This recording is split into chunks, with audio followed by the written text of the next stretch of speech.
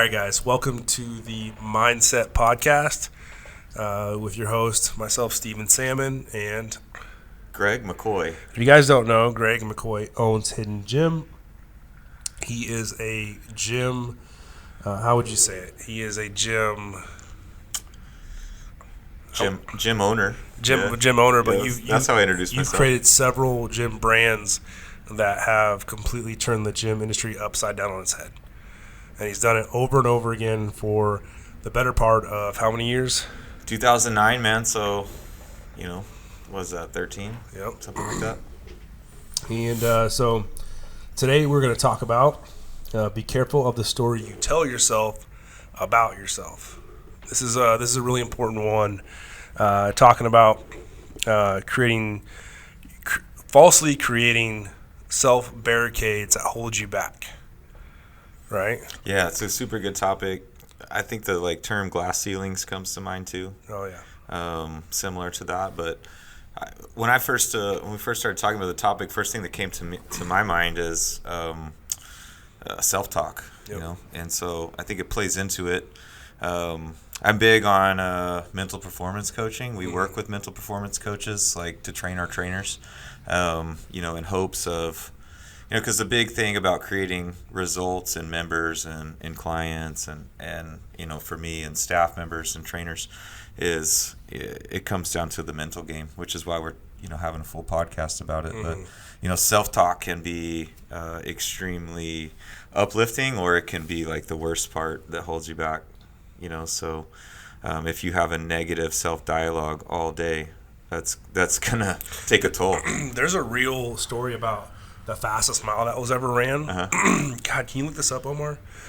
Look it up. Let's see how fast. I can't remember the exact time, but there was something where people ran a certain mile, a mile per minute, and then at a certain point somebody broke it, and then hundreds, and then ultimately the 4-minute mile. The 4-minute mile. Yeah, I think it was Bannister. Is the guy that broke it, and then after that it was over. Omar's our Jamie. He can pull it up. Okay, cool. Here we go. So it says here the world record for a mile set was 4 minutes and 1.3 seconds, set by this guy here, 1945. And then after that, and once he broke it, countless people. Yeah. Roger Bannister runs first 4-minute mile. There you go. Yeah. Yep. I mean, that was one that people said for years it's not possible. Yeah. And once he smashed it, everybody did it. Side story about that too, I heard, is that he didn't do it by himself. He had pace runners, which is a cool story in and of itself, because you think, okay, here's this one guy with a goal. Yep. But the truth of the matter is it was a team. I think he had 4 different pace runners do a lap, so he would keep the pace to beat, and he beat it by a millisecond, Oh, shit. Yeah. But yeah, that just shows you, and I actually use that story a lot when we're working with clients, and it's really selling the gym. Yeah. Is you, if you see something happen, you believe it's possible. So while you're working out at that cheese ball $10 a month gym where you're the biggest guy there, that's never going to push you. You come here and you watch a Steve Kuklo or a champion bodybuilder train, Mm-hmm. That is now, you've seen it in reality. It's flesh. It's there. He got dressed just like you did that day and is making it happen. So that when we're selling the gym, it's hey, who do you want to be around? Because if you don't see that this is possible, Yep. It will be impossible to you. We had a guy recently that I was training, and he kept hitting this wall. And he was like, "Look, man, I'm just not that guy. I can't sell. I can't do it. Yeah. I just never was." And I was like, "Dude, your last environment told you that. Mm-hmm. The guys you were around constantly beat you down and told you weren't that person. But I fucking know you. I've known you for 2 fucking years. I've seen who you are. I've seen your interactions. Your core values and who you really are, you can surpass this so fast. Yep. You just have to stop telling yourself that this is the wall." Mm-hmm.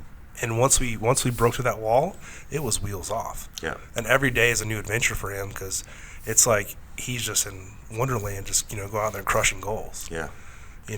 And that's our position as leaders, right? Is sometimes we see more potential in somebody than they see in themselves. Yeah. Which is sad in some ways, because you want them to see that same thing. But it's really cool once they start to realize it. So, if you can maybe you don't need to wait until for a mentor to tell you that. Yeah. If you can realize like, hey, I might have more to bring to the table than I am giving myself credit for. You believe in yourself and push yourself. And you can look at the people that you look up to and that you see as, role models, or where you want, not even role models, but if they're living a life that you want to live, what's the difference between you and them? Yeah. Absolutely fucking nothing. Yep. There's no difference between you and the person you want to be. Mm-hmm. The difference is that you're telling yourself that you can't do it, or you can't create that wealth, or you can't, get that physical goal, or you can't do whatever the fuck it is. There is zero difference between you and that person. And usually when you meet them, it's a letdown. Yeah. They're not as smart as you thought. They're not as good looking in person. And there's not as much truth to be told there. Yep. So yeah, 1,000%, man. These and we're all guilty of it. Like, I've done it 1,000 times of creating these invisible walls that I keep running into. But you just have to take those off and set the limit so high, set the ceiling so high that you never hit it. Yeah, you have to. You can't get in the habit of thinking small, because it's easy to play small ball and kind of get stuck in the daily routine. Comfortable. But, yeah, you got to think big and challenge your limits. And sometimes you will find your limits, but that's usually, if you're uncomfortable, that's when you're growing. So if you're comfortable, chances are it's you're playing small. It's like how the lobster grows. For a lobster to actually grow, it has to break through its shell. Yeah. And so it gets uncomfortable, breaks the shell, and then keeps on growing. So those Mac Daddy lobsters you see in the at the restaurants. Dude, that's the only way you grow, because they have a shell. Wise old lobsters. Yeah, they have a shell. They break the shell, and then you get uncomfortable because you're tight, and then you break the shell, and then you go create a new shell. Yeah. So it's constantly just breaking those boundaries. Yeah, and it's on the self-talk thing too, because that was kind of what first came to my head on this topic. I know that from talking to people and coaching athletes through this, but a lot of people will talk so bad to themselves, way worse to themselves than they would ever talk to a loved one or a stranger. It's self-hatred. Yeah, and it takes mental discipline, because you don't realize it, but you're in more control of your self-talk than you know. Yeah. And if you want to talk to yourself, not listen to yourself, because if you listen to yourself, you're going to complain and bitch and moan and react all the time. But if you're telling yourself and reinforcing with positivity on purpose, which takes a little more work than you would realize to be to have positive self-talk, that plays a big role over time. It's the world's job to tell you no, not yourself. Yeah, exactly. The entire world, your entire life is going to tell you no, it's not possible. It's your job to tell yourself that you can do it, and to believe that you can do everything that you ever want to do. Yep. And even if you fucking don't, who cares? Yeah, it's better to fall short of an enormous goal than accomplish something tiny. Yeah. So you gotta be willing. And some people are more comfortable with risk than others, but you gotta be willing to dream big. And I think a lot of people will they don't want to dream big because they're afraid of failure. As we talked about in episode 1, failing is a big part of getting there. So you better get out there and make some mistakes already, so you can learn the lessons to do it right. How do you consistently find yourself making sure you're not setting those small walls or those glass walls in front of you? I think you got to intentionally push yourself, and also I'm big on mentorship and working with coaches, and I like people that are going to push me. Yep. And then maybe it's natural, or maybe it's just become more a part of my mindset now, but I'm in a pretty good habit of thinking bigger. Of course, you can probably always think bigger, expand past that, but at least from my perspective, the goals that I have set right now feel scary, which is what I like. Yeah. When I was powerlifting, I didn't compete in powerlifting for long because I kept getting hurt, but I always knew, at the meet, if the weight didn't scare me a little bit, then it wasn't that fun. It wasn't good. Because if it's and I think Jordan Peterson frames it really well. He's like, you need to battle some dragons. Like that's he relates it to kind of the age-old tale of man versus dragon, and you have to face a real dragon. Like there has to be an actual threat of failure, or else it was a stupid exercise. So you have to do something that scares you. That there's a real possibility that you don't make it out of this all right, and that's really where you're going to get into a new level of growth and success.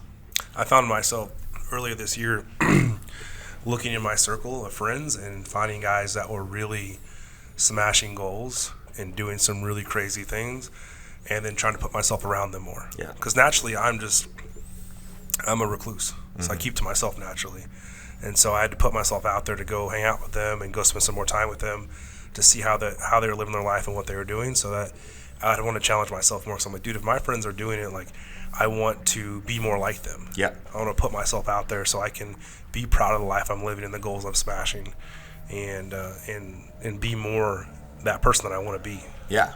And you want to give that to the group, right? Yeah. So you want to be the person that they want to be around, which had some accountability to it, right? Like, okay, this guy's smashing goals. I don't want to just come suck his energy. You want to contribute. Yeah, you want to be there, right there too, and add to it. And that's the relationship you and I have, which is cool. We're always celebrating each other's successes and pushing each other through that. I wouldn't be on social media today if it wasn't for you. we had that talk on freaking dove hunting. We were dove hunting. Like, man, what, get out there. Yeah. I love what you have to say. There's enough people spitting bullshit online. Like, You were like, stop being a pussy, just go do it. And here we are with a fucking podcast. Yeah. But going back to it needs to be scary for you.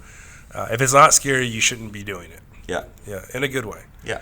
Yeah, I'm not saying go, light yourself on fire, but you should definitely set a goal that there's a good chance that you could fail. Yeah. Yeah, it needs to be a realistic possibility, and you might, and that's okay too. Like I had a goal, for competitive bodybuilding last year that I fell just shy of, and it was weird because I had written the goal down every day for like 10 months, and I missed it, and so I chat with this mental performance coach, Brian Kane. If you guys want to look him up, he's awesome. But I talked to him, and I was like, hey, I failed this goal, by a super narrow margin, but like it's so weird. I've been writing this down for 10 months. What do I do now? And he's like, well, first off, like, congratulations. Like, it's better that you narrowly missed a lofty goal than either you didn't try or you missed it by a mile. So reset, recalibrate, reset the goal, and when it's time, get back at it.